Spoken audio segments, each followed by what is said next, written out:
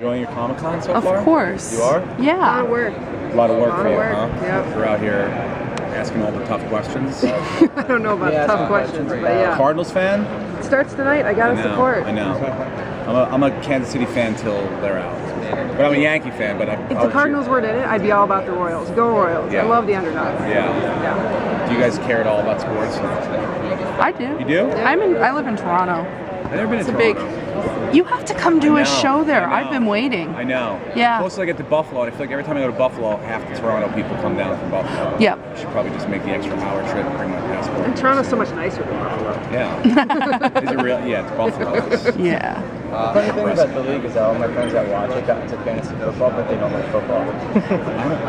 It's the most fascinating I thing. love football. I've played fantasy since high school. Played with my high school friends, but since we started doing the show, I hate it. It's like my love for it's gone away because I'm like, there's so much. We do it for so long on the show, for so like 12 hours a day. That when I get home, I'm like, I don't want to go on a message board and talk shit to Mark. It's like, what am I going to do that for? I'm going to see him in 6 hours anyway. You know, it's like, so yeah, the love of fantasy has kind of gotten watered down for me. But I'm still in. I still would watch it on Sundays regardless. So Kevin's having a bit of a rough season, physically and mentally. I mean, losing to his wife and then being the worst and then having to live with the best, who's not, like we're married, but we're not each other's rocks.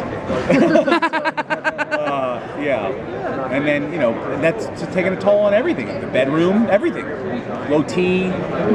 Just, I mean, you can't get a win this year. I think this episode, I don't know if you guys saw the one we screened. Yeah. I think it was like sort of a turning moment for Kevin. It's just been like, I'm not taking this shit anymore. I got to figure out a way to step up. So that when we shot that, especially at the end, Jeff was like, look right in the camera. I'm like, right down the barrel? He's like, look right down the barrel. I'm like, this is a thing we're doing. He's like, yeah, we're doing a thing. I was like, oh, okay, cool. So like, he's like, this is a moment that we're going to change, your pivot for you for the season. So I was like, all right, great.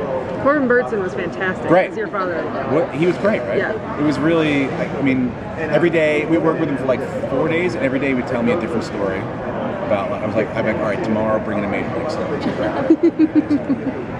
So yeah, he was funny. I mean, our show is improvised, so, and he's a trained actor who's not used to that, and I think he enjoyed it. He enjoyed because we would he got into a rhythm of saying stuff, or we got into a pattern of where the scene would go, and then you add Jason into the mix, and Jason's never going to say the same thing twice. Never going to. So I think it kind of shook Corbin a little bit, but he was like, oh, this is exciting that I don't know what's going to happen next. I'm like, oh, trust me, it gets way worse.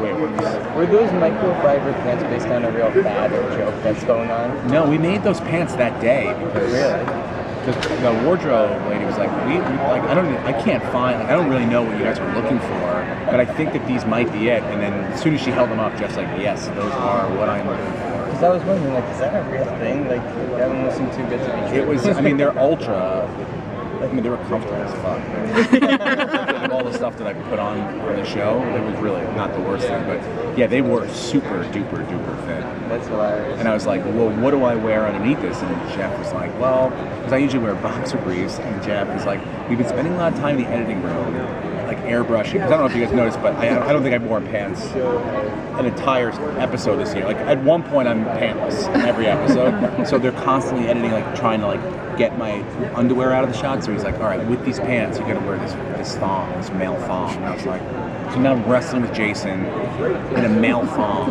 in a 1,000-degree dressing room. So, and I was like, I'm like, I have to remember I'm getting paid for this, because if I take the thong off, I was like, the poor wardrobe girl's just like, what? I'm like, you gotta set that on fire.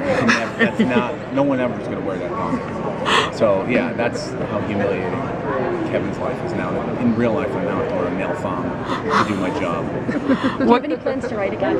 I would love to, yeah. Paul and I wrote an episode last year, but then he had a baby, and they're traveling and stuff, so we didn't get together to do one. But if we do more seasons, I enjoyed that last year, especially with writing with Paul. It's just he's very knowledgeable in the way it's structured. Just me coming up with dick jokes and fun. If Kevin could cross over to any other FX show, which show do you think it would be? FX or FXX? Oh, sorry. I don't know. The umbrella I don't know. We're of on the like FX the show. basic. I think Kevin would probably have to defend one of the Always Sunny guys.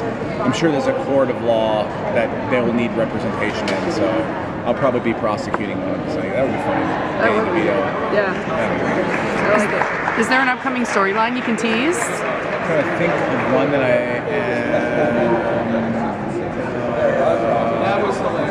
yeah, okay, well, we talk about some gluten stuff we're going to get into. Kevin is he's not that I have a gluten allergy, but Pete does, and I use it to my advantage. Let's just put it that way. I use Pete's poor stomach and poor digestive system to take advantage of it, and that's how we do it on the league. Sorry. Sorry, I wasn't born to say it.